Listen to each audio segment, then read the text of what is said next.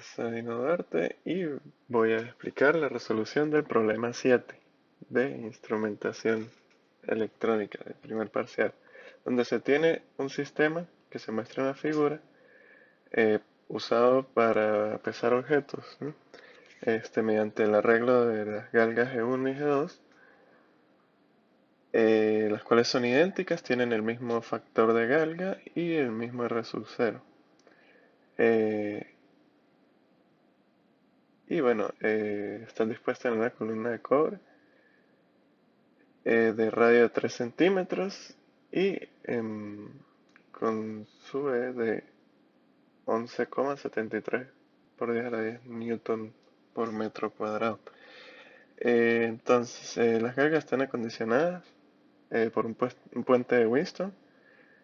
Em, Debería entonces estar compensado por temperatura, como lo propone, y alimentado con 12 voltios.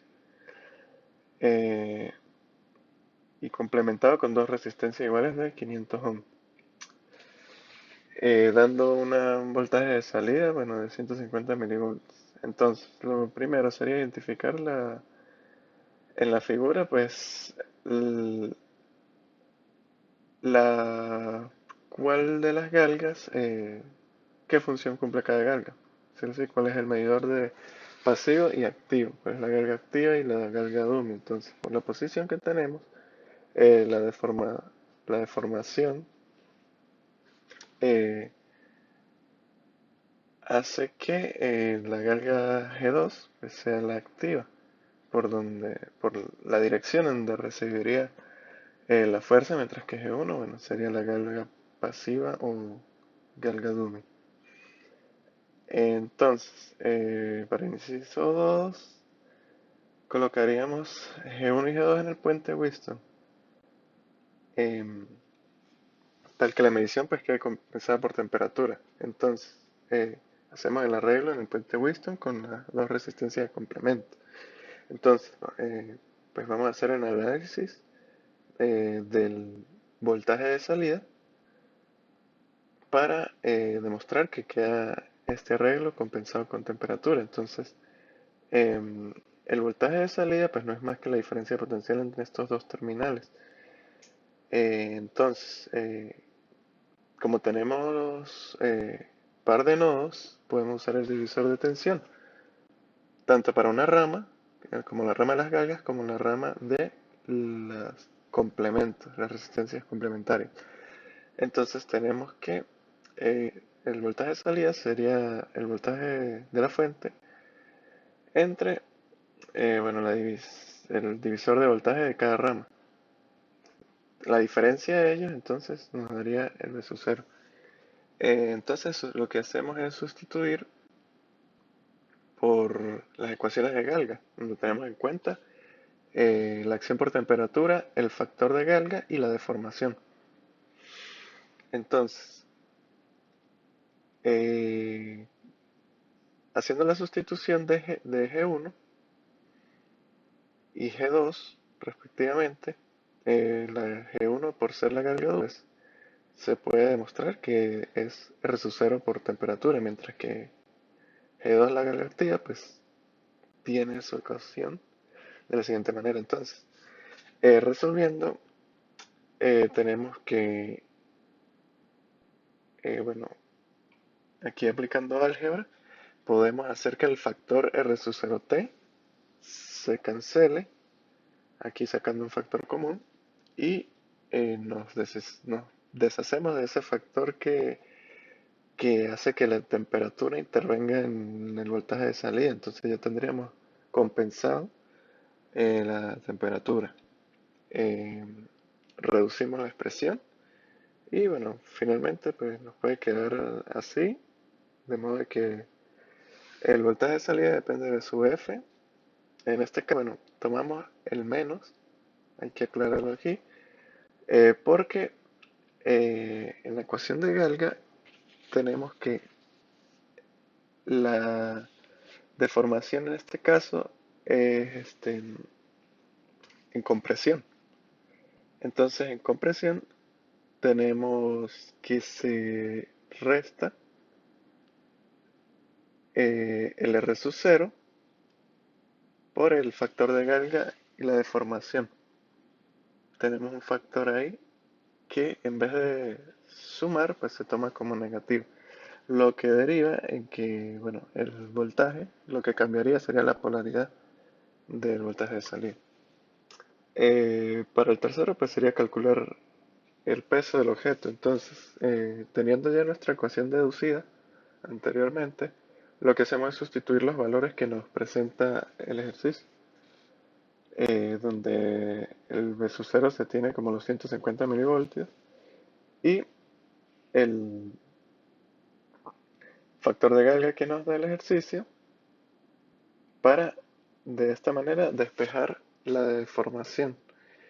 Y teniendo la deformación, pues simplemente aplicamos la ecuación de fuerza, que en este caso nos está pidiendo el peso es una fuerza, en este caso la fuerza que se ejerce verticalmente sobre el cilindro.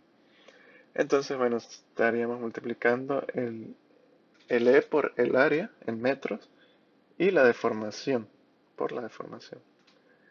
Entonces, lo que nos da un resultado de 4.643 meganewtons.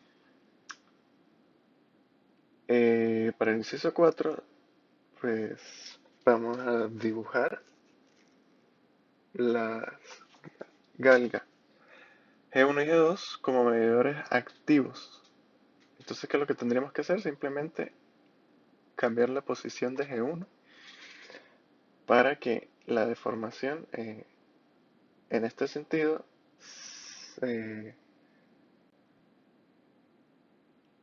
la haga trabajar, bueno, como una galga activa, como G2 desde el principio. De esta manera, pues tendríamos los dos medidores como activos y para el inciso 5 sería disponerlos en un arreglo con dos resistas complementarias de 350 ohmios y nuevamente deduciendo el voltaje de salida. Sabemos que estas galgas son idénticas y están dispuestas en la misma posición. ¿Qué, qué podemos intuir de eso? Que van a tener un comportamiento resistivo similar. Es decir, como se podrían tratar como resistencias iguales. Y sabemos lo que ocurre en un divisor de tensión, ¿no? Que el voltaje en un divisor de tensión pues se reparte en partes iguales si los resistores tienen el mismo valor. Entonces, por ecuación también se puede llegar al mismo resultado, que tendríamos como voltaje de salidas, porque tendríamos la mitad del voltaje aquí y la mitad del voltaje acá. Entonces no hay diferencia de potencial. Por lo tanto, V sub 0 es 0. Y para el inciso 5, entonces tenemos que las mismas galgas, como activas, vamos a disponerlas en un montaje de medio puente. En medio puente de Winston vamos a eh, ver si cómo es la salida y si está compensado por temperatura. Entonces presentamos el montaje de medio puente y deducimos nuevamente las ecuaciones del divisor de tensión. Entonces, tenemos que en nuestras ecuaciones de Galga, pues G1 y G2 tienen la misma expresión, ¿no?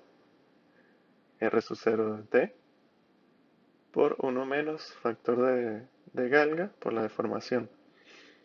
Entonces, pues procedemos a hacer esta resta. Tenemos el mismo denominador, así que restamos los 350 y tenemos este voltaje en la salida, el cual, bueno, vemos que es diferente de cero, pero hay un factor que sigue interviniendo, que es la temperatura. Es decir, que nuestro voltaje, nuestro medidor de fuerza, no está compensado por temperatura.